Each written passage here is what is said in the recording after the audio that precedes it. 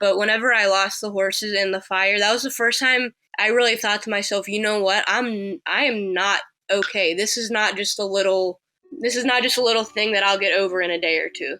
This is something that I actually need to talk about and work through. This is not a checkbox mentality for well-being. We're not just something that should be posted on a bulletin board, on the refrigerator, or in the break room. Like, this is something that needs to be a true cultural shift where everyone is putting this at the forefront, and that is how we will make change. Some people get comfortable with being uncomfortable and being unhappy, and that's okay to a certain extent, but I think that realizing that, hey, this isn't normal and I should be happy and I can be happy is really important. It's okay to not be okay. And it's okay to lean on other people. It's okay to have a support system. You don't have to go at it alone. Welcome back to another episode of Exploratory, where we aim to explore all things veterinary well-being related. My name is Dr. Quincy Hawley, and we are joined by Michelle Larkin today, and we are delighted to have her as a very special guest with us on today's episode. And Michelle is a very sharp pre-veterinary student I had the pleasure of meeting in 2018 at the APVMA Symposium at Delaware Valley University, and APVMA is the American Pre-Veterinary Medical Association. Michelle served as one of our Get motiVETed interns last year, and we enjoyed working with her so much last year that we asked her to lead a team of 3 students this year for our summer program, and we'll talk more about that a little bit later in the episode. But for now, how are you, Michelle? I'm good. Awesome. Well, thanks again for all that you're doing for Get motiVETed, and definitely thanks for doing a podcast recording with us today. It means a lot. But before we get into sort of the meat of your passion about well-being and things like that, why don't you just tell us a little bit about yourself, like where you're from, what school, and what year, or if you have any pets and things like that. So I'm from Pittsburgh. I have a dog and a couple of horses who I love dearly. And up at school, I go to Delaware Valley University. I'm an animal science major there, and I'll be a junior this upcoming fall. At Del Val, I'm a peer mentor, and I'm also the vice president of our pre-vet club. So I'm excited to get back up to the Philly area and start back up school in the fall. Very cool. And I must say, Michelle, like, you all have a very robust pre-veterinary program. I was impressed. I actually went there to speak.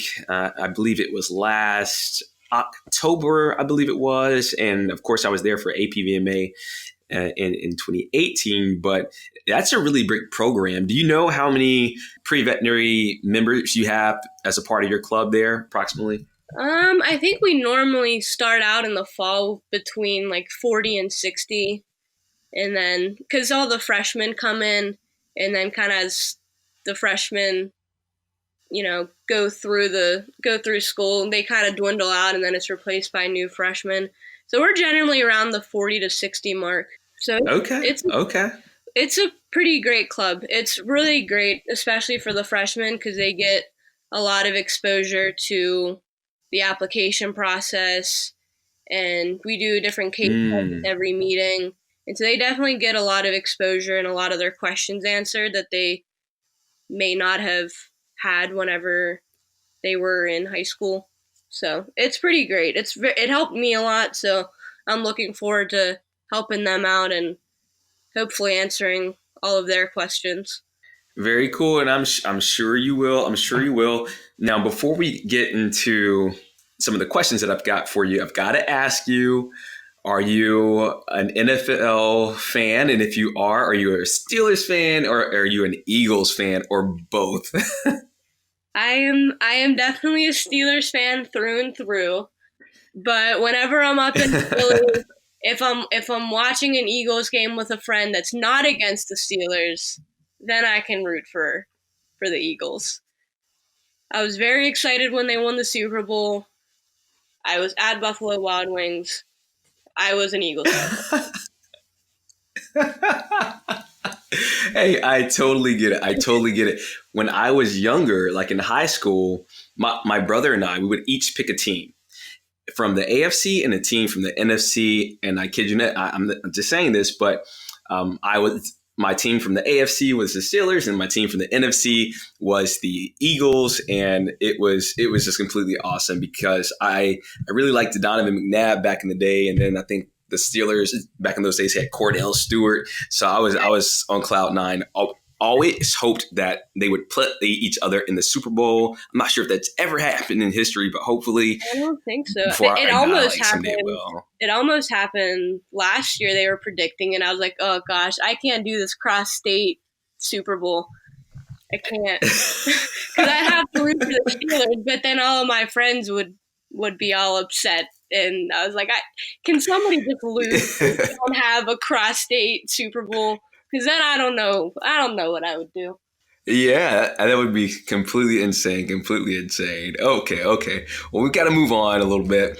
But so when Renee and I came to speak at the APVMA symposium, I believe that we did some one-on-one sessions with the students, and I think that's where I probably met you. But you probably also came to one of our presentations, so you were obviously interested in well-being. So, but before we get into the well-being stuff, can you tell us when and how you found interest in becoming a veterinarian? Like, what was that spark for you? I mean, I've always wanted to be a vet since I was, in elementary school. I loved animals. I loved helping animals. And so that was kind of always what I wanted to do. And, I was, growing older. So my mom was like, all right, why don't we get through our first biology class first before we start talking about vet school and stuff. So I was like, okay. So I went through my high school. I went to a pretty prestigious high school. And my bio and chemistry teachers were absolutely amazing. I loved biology. I loved learning about, animals and, their anatomy, how they lived, and just kind of the science behind animals and medicine. It just kind of really interested me. And so that's kind of probably my junior year of high school after going through biology and some more advanced chemistry courses. And I found that what I was learning I could apply to my own animals and my own life, which made me want to learn even more. And so that's kind of when I knew that my combination of love for animals and love for medicine and science, that the veterinary field is was definitely the path that I should go down. And the more that I'm in the veterinary field, and the more hospitals I work in. I went to the University of Pennsylvania's Penn Vets program, where we had kind of a little vet school crash course for a week, and just the stuff that I learned there really solidified that vet school and the veterinary field was where I was supposed to be. Wow, wow, that's awesome. That's awesome, and I hadn't heard of that program before, but I've heard of similar programs, and I think those are so cool and so pivotal as far as really solidifying people's interest in the profession, because you get in there and it's kind of like you're almost like a vet student at that point, getting to do some things. Maybe you see some cool anatomy models or things like that, or maybe you get to practice a surgery pattern or something like that. They're really cool, and just to get more information and to be around like-minded people. So I'm glad that you had that experience, and I'm even happier that you decided that you want to go this route and be a veterinary professional. And I think that I kind of connected with you as soon as we met, but I think I had a very similar sort of perspective with the biology and chemistry classes, in that, especially for biology, a little less so for chemistry for me, but for biology, even in high school, I just felt that I could relate that to my own life, whether it was with the plants or whether it was with animals or whether it was with myself as a human. That really just kind of interested me. And so I guess I was a bit of a science nerd, so to speak. But with that being said, what's been your favorite part of pre-veterinary studies so far? I think my favorite thing is meeting all of the people and having that sense of community. That's why I kind of love the pre-vet club so much, because it's kind of a community of like-minded people, and the road to vet school and being a veterinarian is not an easy one. That's part of the reason why Get Motivated is what it is and why I think it's so pivotal.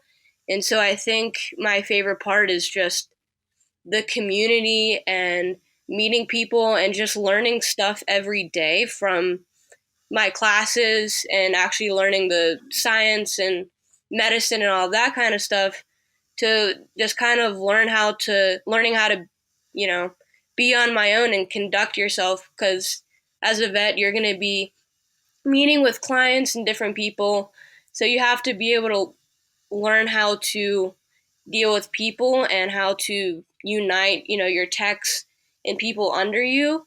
And so I think learning how to deal with people and all of the relationships that I have formed through the pre-vet club is probably my favorite part so far.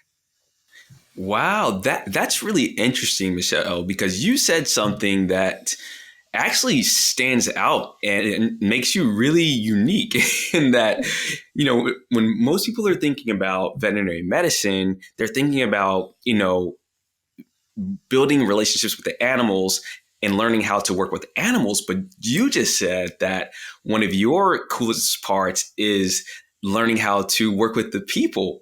And again, that's, like client communication is like my specialty. Like some veterinarians are neurologists and cardiologists. I'm like a client communication specialist. That is my passion. But that makes you really unique, but it also sets you up for, in my opinion, for a more enjoyable veterinary career than an individual who really just doesn't or can't find enjoyment in the human aspect, because most animals, they come attached with another human in some way, form, or fashion, whether it's through ownership or through some like governmental policy or something, or if even as like a research facility, you're always dealing with the human. So I think that's really, really cool. And I also love what you said about community, just so important. And yeah, I won't even touch that because I think you covered it really well. But okay, so your favorite part were the community, learning how to work with people, and of course all the learning and things like that. Now, what's been your greatest challenge so far with the with your pre-veterinary studies? I mean, going back to the people, I think managing a lot of different personalities and dealing with everybody's personalities and emotions as well as with mine, and trying to kind of keep the two separate, so not letting what somebody says, or not letting my relationships with people affect my schoolwork, and not letting my schoolwork get me down to a point where I can't talk to people. And so I think my biggest challenge is kind of keeping the two separate, and, being able to treat everybody fairly, because if I'm having a rough time with somebody, it's not fair to take it out on one of my friends. So I try to more so lean on my friends and tell them what's going on and why I'm frustrated with a person, instead of like snapping at them. And like I said, keeping that separate from schoolwork and making sure that my grades still stay up no matter what's going on with like the social side of pre-vet club and all that kind of stuff. So I'd say that would be my biggest challenge so far. Wow. Yet again, another really, really good answer to that. And I think you bring up a great point that while we can work on client communication and human communication and relationships with people as much as we want, there are always going to be these dynamics between one human to another. And you touched on it so beautifully when you said that you cannot allow an interaction with human A mess up your interactions with human B. And that, I believe, is the holy grail of just about human interactions and relationships and really just sort of maintaining well-being is and not just your relationships with other people, but also your relationships with circumstances, conditions, and life events.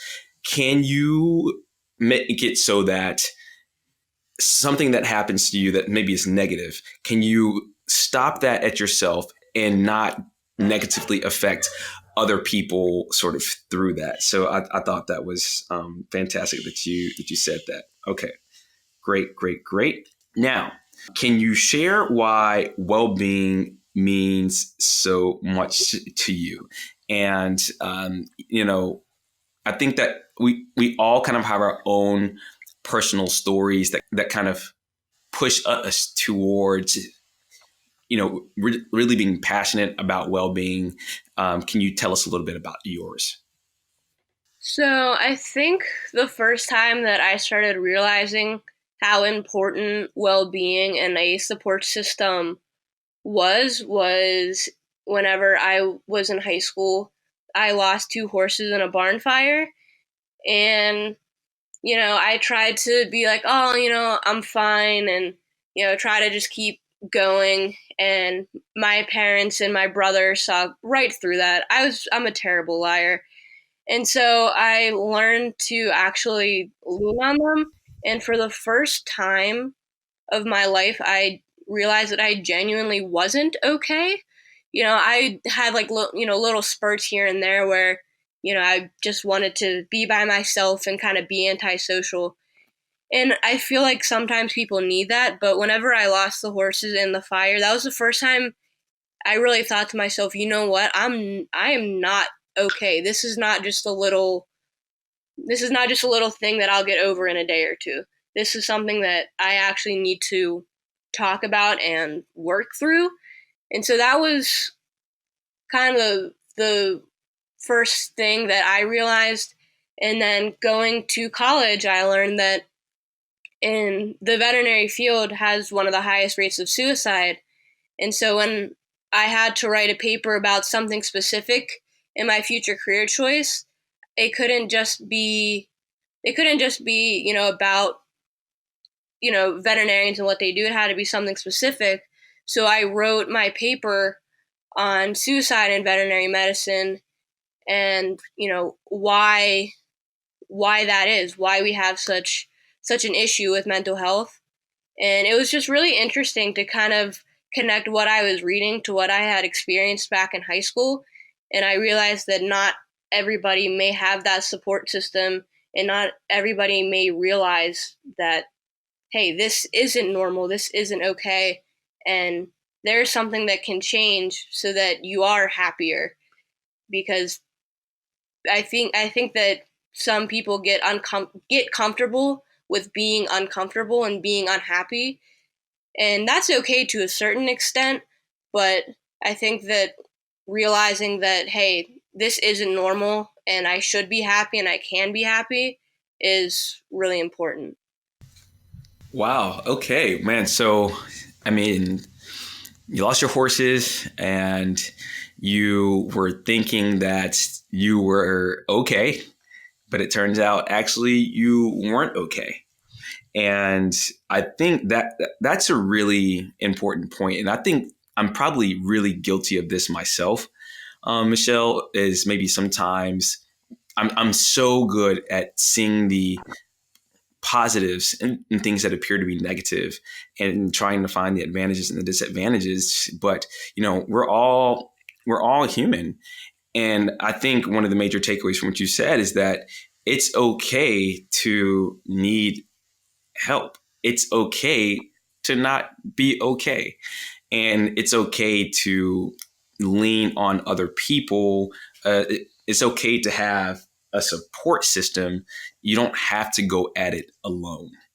And I think that sometimes in life that we can feel that we're all alone and that we don't have any one else to support us, or that we're just strong enough and that we don't need anyone else. And I can just sort of go through it by myself. But there have been several instances over the past year, even for myself, where I, instead of just leaning in and handling it on my own, where I leaned on my wife, and it felt good. It felt good to know that there was another person there. So now, in terms of, did you feel like you had to overcome like an ego in order to lean out to your family? I think you said your dad and your brother.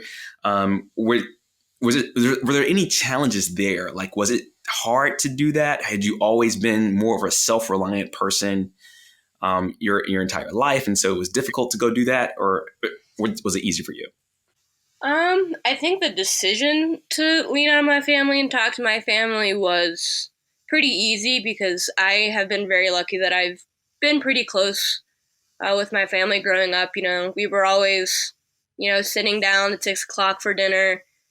Growing up, it was kind of not expected, but it became a habit for me and my brother and my parents to sit down, every night after work and after school and just eat dinner, talk about our day, talk about what's going on, this week or whatever. So I think the decision wasn't all that hard. And pretty much the first thing that my brother told me was don't keep it in and you have to be vocal.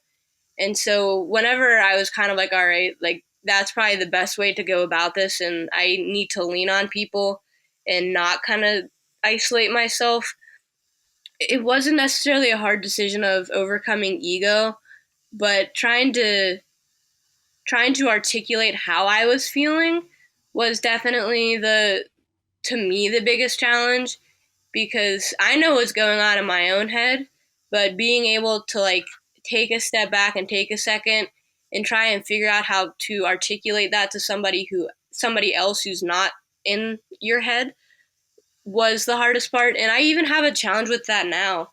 Um, you know, Going through a tough time and trying to articulate that. Sometimes it takes me a few days or a few weeks and a lot of talking to friends and stuff to really be able to sit down and have a good conversation and be able to articulate what I'm feeling. So I think that was definitely the biggest challenge with leaning on my family and leaning on somebody. Okay. Okay. So the decision wasn't that hard to actually go and talk to your brother. And it sounds like he gave you some really, sound advice when he said that, you can't just hold these things in. And it's great that you have that support system. But another key thing I think you said was that sometimes it can take some time to be able to articulate that. But at least that first step is knowing that you want to articulate it and knowing that you want to, express yourself to your support system. And from there, it may take a week, 2 weeks, maybe even longer to figure out the best way to articulate that. So thanks for sharing that. And then before we move on to the next one, I just want to say that I think it's really special that without any prompting of someone saying, go write a paper on veterinary suicide, that you chose that topic. I think that really says a lot about your intentions and your passion of wanting to see this profession just be a suicide-free profession and just really understand the well-being dynamics. So I'm so glad that you wrote that, and we'll have to get that posted. I know we've been talking about that for a while now, and I always get sidetracked off into something else, but we'll have to get that article posted up so that the listeners can go and take a look at your work. Yeah, I can resend it to you if you need. Okay, all right. This is like the 10th time you resent it to me. I feel so bad. Okay, but yeah, please resend that to me one more time, and we'll get it posted up soon. We've been trying to do a lot more with content pushing. Now, how important is it for you? So one big thing that we do through Get Motivated is that we try to set up cultures within organizations and with hospitals and even within the lives of individuals where the culture of life is really centered around well-being, and because we understand that if the people of an organization are well, then the quality of care or that well-being will be passed down through the quality of care to the clients and to the patients, and it'll just be one big circle of goodness. That's the way I kind of like to look at it. But how important is it to you for there to be a good culture of well-being at your future place of work as a vet? I mean, I think that it's really important because I think that it's important for your employees to understand that you understand what they're going through and you understand what it's like to be on the floor and see patients and see clients. And so I think that, you know, having well-being as a priority shows your employees that you understand that this profession isn't easy and you want to help them through it and make it as easy as you can. And I think it also kind of shows that you're an ally and that it's okay to speak up and it's okay to not be okay and kind of the things that we were talking about earlier. And I just think that when your employees feel like you have their back, they're going to have yours and that they're going to work harder and they're going to actually want to show up for work. And whenever you're dealing with clients, I think that they can tell whether you want to be there or not and how tired you are and how long you have been there. So I think that if people are excited to come to work, they they want to be with clients, they want to be with pets, then that shows. And I think that you're going to have a lot less turnover.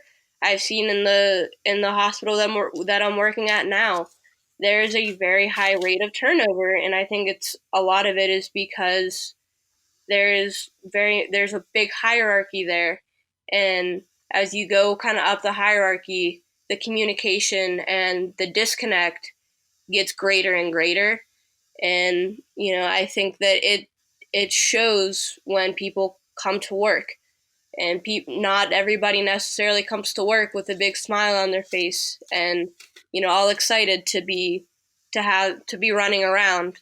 And so I definitely think that it just helps with the culture as a whole, and with patient and pet care and dealing with clients. I think that if you have a happy staff, you're going to have happy clients that come back. So Wow, I mean, I think that you articulated that far better than I ever could. And I feel like I've been trying to articulate that for years now, but very well said. And I mean, I'm not even going to touch on that because you did such a good job at breaking that down as to why it is so important. And but the one thing that I will sort of touch on that you said is that by having a culture of well-being or some type of program that supports well-being, that it shows that the leaders understand that the profession isn't easy and that, that there is support there. And I believe that's empathy, that's compassion for your team, knowing that it's going to result in better care for everyone involved, as you mentioned, and maybe even lower or better retention rate. But I really think that's the biggest part because sometimes we get into these veterinary hospitals and I hear it all the time, no matter what type of, organization I'm in, where there's always this thing of, do the people at the top care about the people on the ground? And for one of the hospitals that I worked for, it was just kind of like that was always the sort of the unanswered question is, do these people care about us? And if you have to ask, then the answer is probably going to be no. That's going to be the answer that is derived. So if you're an organizational leader, you must understand this, that if it's not so obvious that you care about your team and the stresses, the emotional, the physical, and the mental, and maybe even for some people, the spiritual stresses that they're going through on the ground, then when they ask themselves that question, when they're at the water cooler, when they're at the snack machine, when they're sitting down having lunch together, that will be what's on their mind. And that leads to people not having your back as an organization. And it leads to absenteeism. It leads to presenteeism, people being at work and not really doing anything. So I think that was a great answer that you gave, Michelle. You touched on so many good points there. And definitely thank you for sharing that insight. Now, what are some tools or strategies that you use to maintain your well-being? I think the biggest thing that I do is just kind of talk about it with people and talk about it with my parents. And you know, I think just making sure that I have that support system is kind of the biggest thing that I do, and the biggest strategy that I use. And up at school, my friends are pretty much family at this point. So, kind of being able to be there for them and them be there for me and just forming those relationships is kind of what's helped me throughout all the years. And, going, up to college, having that relationship with my brother and my parents definitely helped me get through a lot. And now in college with my friends. So I think, like I said, the biggest thing is just forming those relationships and having a solid foundation for, for just anything, and having a solid communication and solid community around you. Because if you don't have a good community around you, it's pretty hard not to isolate yourself when you're going through something. And it's hard to ask for help when you don't really feel like there's anybody who wants to help you. So that community around you, I think, definitely pushes you to reach out and talk to people. And there have been a few times where I'd be talking to my friends, and they'd say something like, "Wait, Michelle, did you realize what you just said?" And I think about it and be like, "Man, I didn't really think about what I was saying until I said it to somebody." And one of my friends was like, we should talk about that." And so I think those having those people kind of call you out whenever you say something that you might not realize it at the time. And then we'd talk about it and they'd be like, you should call your parents about that, or you should talk to so and so about that. So that's definitely my strategy. You know, that is it's really kind of genius. And it's something to me that's a non-conventional means. I'm very much an introvert. So I am kind of a just develop myself as much as possible so that I can handle anything that sort of comes my way. And I believe that I miss out a lot. So I'm kind of seeing things like, okay, I'm actually learning things from this podcast recording, because it's almost the concept of the mastermind is what you're talking about.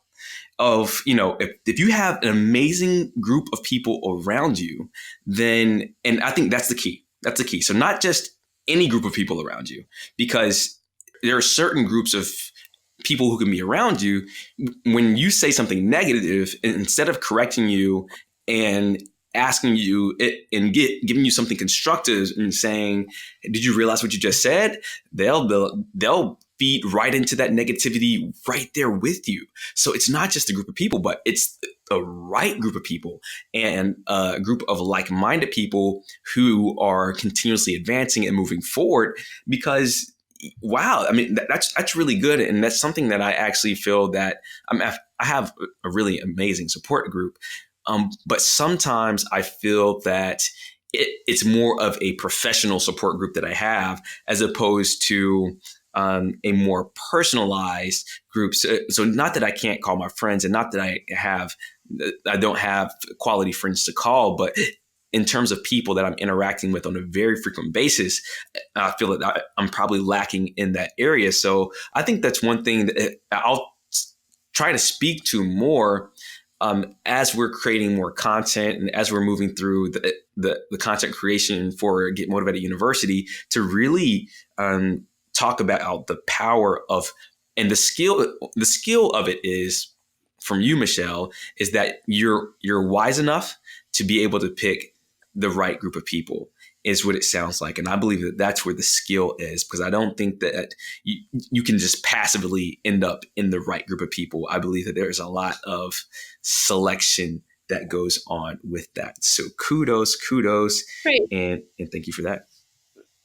And honestly, the people who have been the biggest help are the people who have also gone through mental health issues. So finding somebody that's kind of understanding and compassionate towards it. Because if you haven't gone through it, then there's only so much that you can do, because you don't really understand it unless you've been through it. So finding somebody who kind of understands the game and has been there and kind of knows what they wanted to hear when they were going through it, they can say that to you.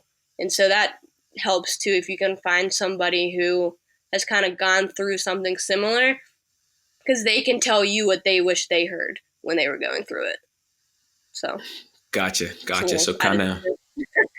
No, that's really good, actually, because someone who has some experience with, sort of surviving through challenges and obstacles and difficulties. And I believe that that's, one thing that I do a lot of is I listen to lots of audiobooks and lots of sort of mentors, the stories of people who overcame adversity, because I know that their advice is sound because they were down and out, and then they came out of that. So I know that I can really relate to the advice that they're giving or the support that they're providing.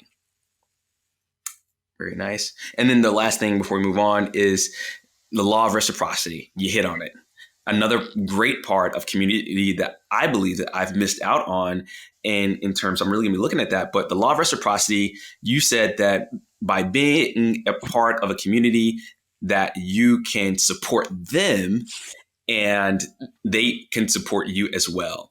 So whatever you're giving, it's going to come right back out to you. So if you're giving support to others, you can guarantee the support is going to be given back to you in your time of need. So that was awesome. Thanks a lot for that. Okay, so we just got a couple more questions to go through here. We're all just about done. What excites you about? So you're leading a team of students this year, and I believe that most of them, I believe all of them, are veterinary students. So you're a pre-veterinary student. I'm curious to hear the answer to this question, but so you're a pre-veterinary student leading a team of 3 veterinary students. What excites you about leading that team of students and increasing the awareness through our Get Motivated Summer Experience, and how has it been so far?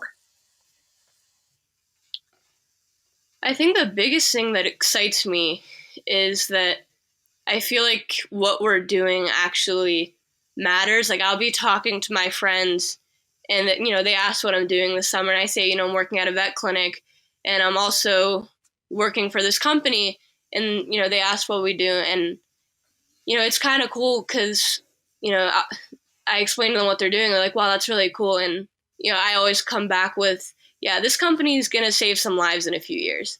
And it's really cool to know that what we're doing actually impacts people and actually matters. And when I say that Get Motivated is going to save some lives one day, I genuinely mean that. And, so it's kind of cool to be like, oh yeah, I'm working for a company that's going to save lives. And, my friends are, working on a farm or working in retail. And so it's definitely cool it's definitely cool to, to really feel like you're making a difference. And, I can see it in, the hospital that I'm working at this summer. They have a mental health kind of thing going on, but it's not necessarily a part of their culture. So I definitely think that Get Motivated can become a culture. It's not just an idea. It's not just a concept in hospitals, because I don't think that that's very helpful.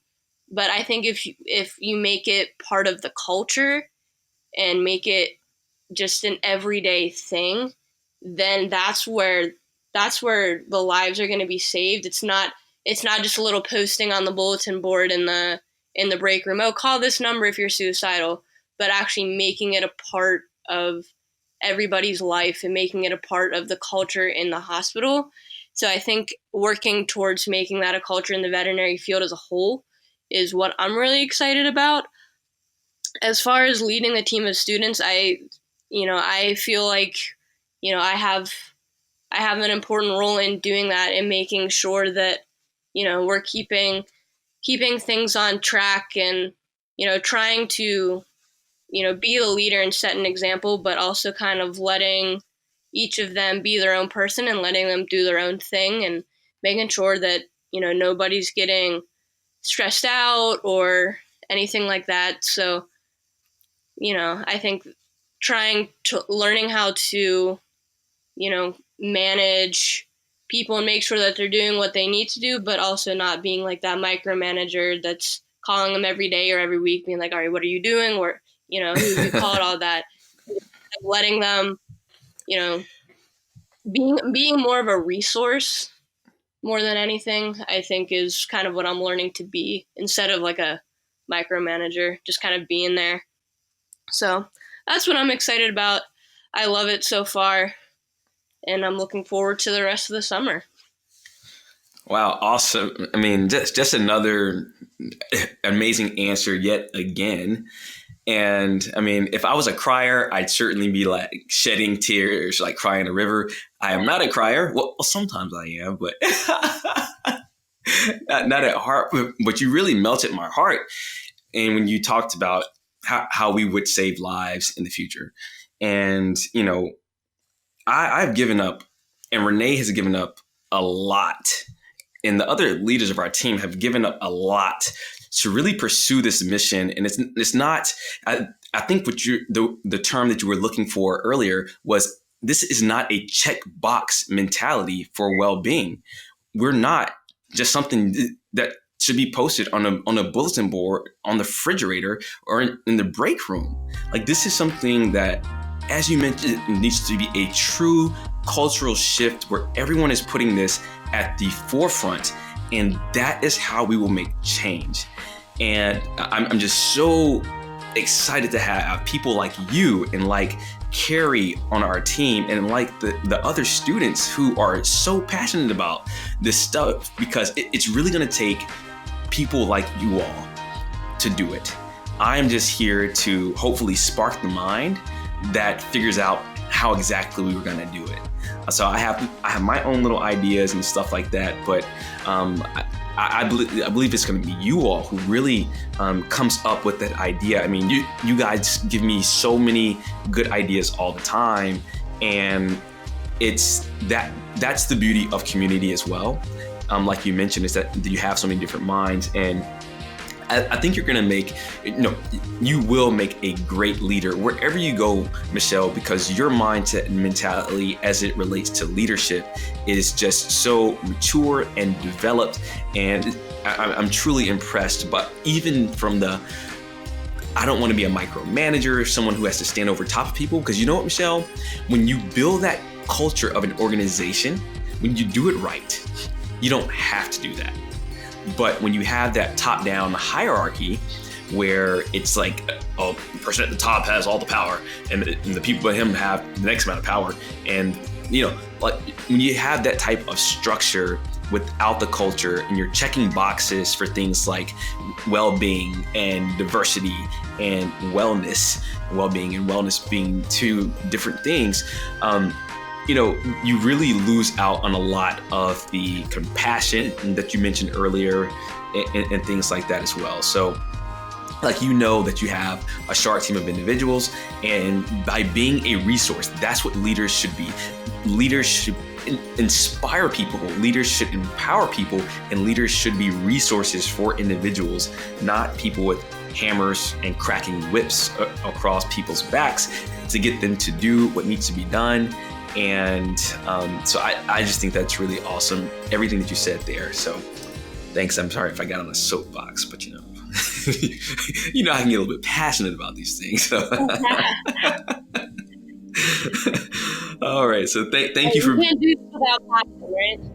That's right. That's right. So thank you for serving as a team leader for us. And when I asked you, I was like, she's probably not gonna want to do it, but just to see you, just to be like, of course, like sure, really lets me know that you are down for the cause. So.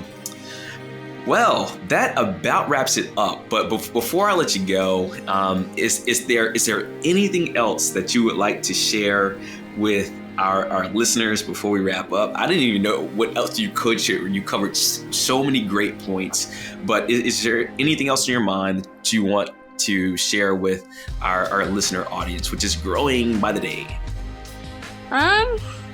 Honestly, not really. Just make sure that you take care of yourself, because if you're not taking care of yourself, you can't take care of anybody else. So just make sure that you're good, and that you're putting yourself first. It's really easy to put the animals first because that's your job, but your first job needs to be taking care of yourself. The animals will be there. You mentally and emotionally may not be, so make sure you take care of yourself first. Wow. Hey, I think that was beautifully said.